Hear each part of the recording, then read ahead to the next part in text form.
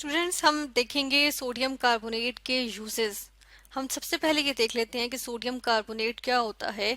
Sodium carbonate जो कि एक सॉल्ट होता है, किसका? सोडियम का, ठीक है। और किसका? कार्बन। और इसके अंदर होता है कार्बोनेट, ठीक है। कार्बोनेट क्या होता है? CO3। अब CO3 पे होता है माइनस साइन, ठीक है, -2, ठीक है। और सोडियम पे होता है पॉजिटिव साइन, ठीक है ना, यानी कि ये एक इलेक्ट्रॉन दे सकता है। कार्बोनेट दो इलेक्ट्रॉन्स जो है वो ले सकता है, ठीक है। तो क्या होता है, हम देखते हैं कि सोडियम कार्बोनेट जो है वो, हम ये 2 जो है वो सोडियम के नीचे आ जाएगा, तो हम देखते हैं कि यहाँ 2 आ जाएगा, ठीक है ना।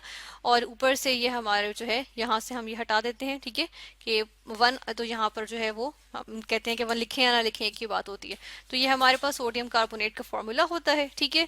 और कार्बोनेट हम देखते हैं कि ये पॉलीएटॉमिक जो है वो आयन है, यानी कि डिफरेंट, मतलब कि मोर देन 1 एटम से जो है ये मिलके बना हुआ है। जिस तरह से अगर इसका हम स्ट्रक्चर देख लें, तो इसमें क्या होता है कि कार्बन होता है, ठीक है, उसको डबल बॉन्ड बनाता है एक ऑक्सीजन के साथ, ठीक है। फिर एक ऑक्सीजन यहाँ होता है, एक ऑक्सीजन यहाँ होता है, ठीक है। अब क्या होता है कि एक ऑक्सीजन के साथ सोडियम लग जाता है यहाँ पे, ठीक है, एक ऑक्सीजन के साथ सोडियम लग जाता है यहाँ पे, ठीक है। तो अब ये क्या होता है, ये हमारे पास कहलाता है सोडियम कार्बोनेट। ये हमारे पास इसका फॉर्मूला आ गया, ठीक है ना। अब इसके यूजेस देख लेते हैं कि ये हमारे पास एक सॉल्ट है और इसके बहुत सारे यूजेस हैं, जो कि अभी हम देखते हैं कि कौन कौन से इसके यूजेस हैं। जिस तरह सबसे पहले हमारे पास जो इसका यूज आ जाएगा वो ये होता है कि ये ग्लास इंडस्ट्री में यूज होता है, ठीक है ना। ये होता है ग्लास को मैन्युफैक्चर करने के लिए, ये यूज होता है ग्लास इंडस्ट्री में। और कौन सा ग्लास कॉमनली इससे बनाया जाता है? इससे बनाया जाता है सोडा लाइम ग्लास, ठीक है। इससे बनता है सोडा लाइम ग्लास, ठीक है। अब सोडा लाइम ग्लास जो हम बनाते हैं, उस हम देख लेते हैं कि उससे ज्यादातर जो है वो बॉटल्स बनाई जाती है, जो हल्के से शीशे की बॉटल्स होती है ना, इस तरह की, जो इतना अच्छा क्वालिटी का ग्लास नहीं होता है सच। हम देखते हैं कि इससे जो है वो बॉटल्स, जिस तरह इस टाइप की जो बॉटल्स होती हैं वो बनाई जाती हैं, तो वो सोडा लाइम ग्लास से बनती हैं, ठीक है। और उसमें क्या यूज होता है? हम देखते हैं कि उसमें सोडियम कार्बोनेट यूज होता है, ठीक है। फिर हम देख लेते हैं इसके मजीद यूजेस। अगर देखें तो ये सॉल्ट तो है, लेकिन कंपैरेटिवली अगर हम देखें तो इसके अंदर जो है वो ये बेसिक सॉल्ट है, ठीक है ना। रिलेटिवली ये बेसिक, ठीक है ना। हम देखते हैं अच्छा खासा बेसिक होता है, ये स्ट्रॉन्ग बेस होती है, ठीक है।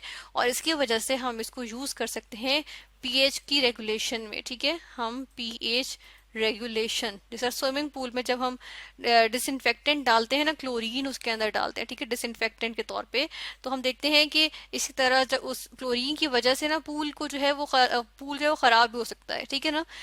तो हम क्या करते हैं कि उसकी पीएच रेगुलेट करने के लिए, हम पीएच मेंटेन करने के लिए क्या करते हैं, उसके अंदर सोडियम कार्बोनेट डाल देते हैं, ठीक है। और ये क्या प्रोवाइड करता है? ये अल्कलाइन कंडीशंस प्रोवाइड करता है, ठीक है। इसी तरह जो फोटोग्राफी की जो फिल्म्स होती हैं उनको डेवलप करना होता है ना, तो उसके लिए अल्कलाइन कंडीशंस चाहिए होती हैं, तो उसके लिए भी हम क्या करते हैं, हम सोडियम कार्बोनेट जो है वो यूज कर सकते हैं, ठीक है ना। तो हमने देखा कि पीएच रेगुलेशन में यूज होता है अल्कलाइन कंडीशंस प्रोवाइड करने के लिए, अल्कलाइन कंडीशंस मेंटेन करने के लिए, ठीक है ना। फिर हम देखते हैं कि जब हम वाटर को बॉईल करते हैं तो नीचे सफेद सफेद सा जो है वो हम देखते हैं वो बैठ जाता है ना, एक सफेदी सी नीचे लग जाती है उस पे, पतीले की बेस पे हम देखते हैं, ठीक है ना। तो वो क्या हो जाती है, वो स्केलिंग हो जाती है, ठीक है ना। वो स्केलिंग हो जाती है, यानी कि नीचे जो है वो कैल्शियम कार्बोनेट और मैग्नीशियम कार्बोनेट के डिपॉजिट्स होते हैं, ठीक है ना, वो बन जाते हैं। तो हम देखते हैं उनको स्केल्स कहते हैं, और उनको डी स्केल करने के लिए, उनको डी स्केल यानी रिमूव करने के लिए, ठीक है ना, ये तो उसको डी स्केल करने के लिए डी स्केलिंग एजेंट के तौर पे हम क्या यूज करते हैं, हम यूज करते हैं सोडियम कार्बोनेट, ठीक है। सोडियम कार्बोनेट यूज होता है डी स्केलिंग के लिए, ठीक है ना, यानी कि स्केल्स रिमूव करने के लिए। फिर हम ये देख लेते हैं कि हमने कहा डी स्केलिंग में यूज होता है, जिस तरह से अगर हम कहें कि कहाँ यूज होता है, ये यूज होता है जिस तरह कॉफी मशीन्स होती हैं हमारे पास, ठीक है ना। कॉफी पॉट्स होते हैं, कॉफी मशीन्स होते हैं, उसमें हॉट वाटर हम डालते हैं तो क्या होता है कि वो स्केलिंग हो जाती है, कॉफी पॉट्स हम लिख देते हैं, ठीक है ना। तो उसमें डीस्केलिंग हो, उसमें स्केलिंग हो जाती है, तो डीस्केलिंग एजेंट के तौर पे यूज होता है। फिर हम ये देखते हैं कि डाइंग करते हैं, यानी कि जो डिफरेंट फैब्रिक को रंगते हैं, ठीक है ना, कपड़े को रंगते हैं, उसके लिए एक अच्छा केमिकल बॉन्ड, क्योंकि अंदर तो केमिस्ट्री चल रही होती है ना, हमारे सामने तो कपड़ा रंगा जा रहा है, ठीक है, लेकिन अंदर जो केमिस्ट्री है, तो उसके अंदर अगर हम थोड़ा सा डाल दें सोडियम कार्बोनेट, तो उससे क्या होता है, उससे जो है वो अच्छा बॉन्ड बनता है डाई के दरमियान, ठीक है। और किसके दरमियान? फाइबर्स, जो वो फैब्रिक होगा ना, उसकी जो भी फैब्रिक होगा उसकी जो फाइबर्स होंगी, ठीक है ना, उसके दरमियान और डाई के दरमियान एक अच्छा बॉन्ड बनेगा और अच्छी डाइंग होगी, ठीक है ना। उसके लिए हम क्या यूज करते हैं, उसके लिए हम जो है वो कार्बन सोडियम कार्बोनेट यूज करते हैं। फिर हम देखते हैं कि हम जो है वो स्टेन्स रिमूव करने के लिए भी यूज करते हैं, ठीक है, स्टेन्स के रिमूवल के लिए, स्टेन्स रिमूवल लिख देते हैं, ठीक है ना। और किस चीज के स्टेन्स के रिमूव करने के लिए, हम ऑयल के, ठीक है, और ग्रीस के स्टेन्स रिमूव करने के लिए यूज करते हैं सोडियम कार्बोनेट, ठीक है ना। तो इसका मतलब है कि ये अगर हम डोमेस्टिक यूजेस इसके देखें कि घर में हम किस तरह यूज कर सकते हैं, तो हम जो है वो इसको हम स्टेन्स को रिमूव करने के लिए, यानी कि इसका मतलब हुआ कि हम जो है वो इसको क्लींजिंग एजेंट के तौर पे यूज करें, क्लीनिंग एजेंट के तौर पे ये यूज हो रहा है, ठीक है ना। फिर हम देखते हैं कि जहाँ पे हार्ड वाटर होता है, जिन एरियाज में हार्ड वाटर होता है, हार्ड वाटर उसको सॉफ्ट करने के लिए भी यूज होता है, ठीक है ना।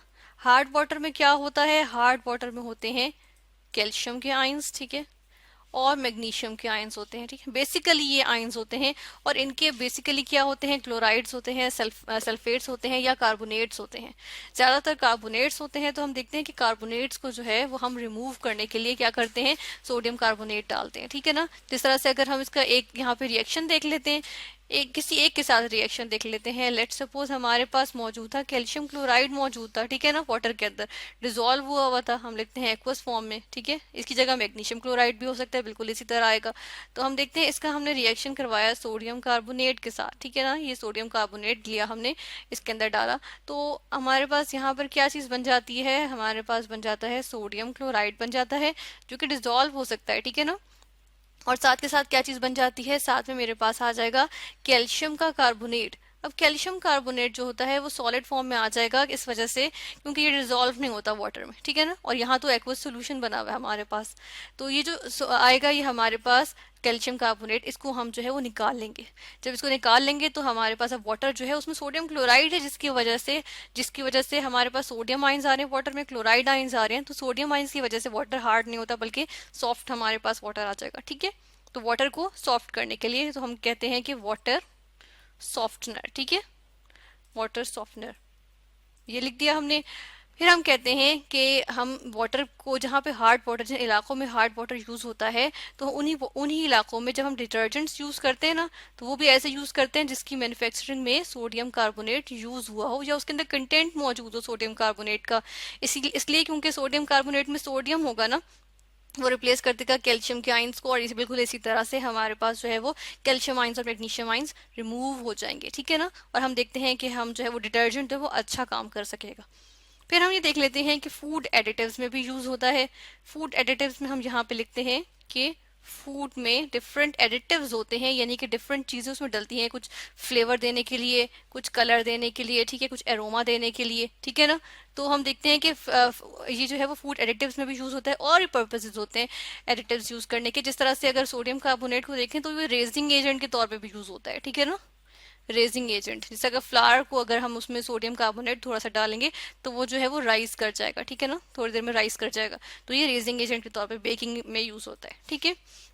फिर हम देखते हैं कि कॉटन इंडस्ट्री में भी यूज होता है, इसका कॉटन इंडस्ट्री में भी यूज आ गया, ठीक है, यानी फैब्रिक टेक्सटाइल हम कहते हैं कि उसमें भी इसका यूज आ जाता है, ठीक है ना, कॉटन इंडस्ट्रीज।